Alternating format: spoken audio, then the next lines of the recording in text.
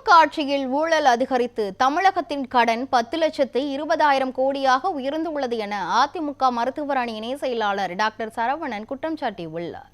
மதுரையில் பேட்டியளித்த அதிமுக மருத்துவர் அணி இணை செயலாளர் டாக்டர் சரவணன், திமுக நீட் தேர்வு ரத்து செய்யப்படும் என வாக்குறுதி கூறினார்கள், ஆனால் இன்று வரை நிறைவேற்றவில்லை என்று குற்றம் சாட்டினார்.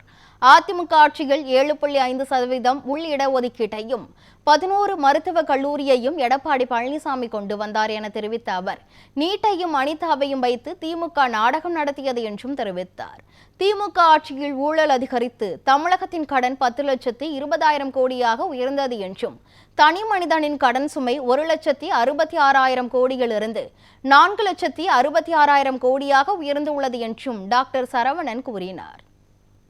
இதே நீங்கள் பார்த்தீங்கன்னா, ஆட்சிக்கு வந்த உடனே முதல் கையெழுத்து நீட்டை ஒழிக்கக்கூடிய கையெழுத்து என்று அப்பாவும் மகனும் 2 பேரும் சொன்னாங்க. அதுக்கான ரகசியம் தெரியும்னு கூட சொன்னாங்க.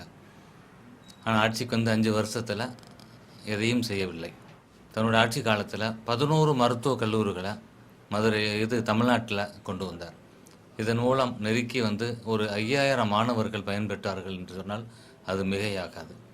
இதுவே திமுக நீட்டை வைத்து, அனிதா மாணவியை வைத்து இவங்க செய்த அந்த நாடகம், இவங்களுடைய ஆட்சி காலத்தில் 25 அப்பாவி உயிர்களை இவங்க தந்த பொய்யான வாக்குறுதியை நம்பி நீட்டுக்கு தயாராகாத மாணவ செல்வங்கள் 25 விலை மதிப்பு மிக்க அந்த உயிர்களை நம்ம இழந்திருக்கிறோம். இன்னும் என்ன சொன்னாங்க, மாணவர்களோட கல்வி கடனை ரத்து பண்ணுவோம்னு சொன்னாங்க. மொத்தமாக 19,000 கோடி கல்வி கடன், மாணவர்கள் பெற்ற கல்வி கடன் இருப்பதாக தெரிகிறது.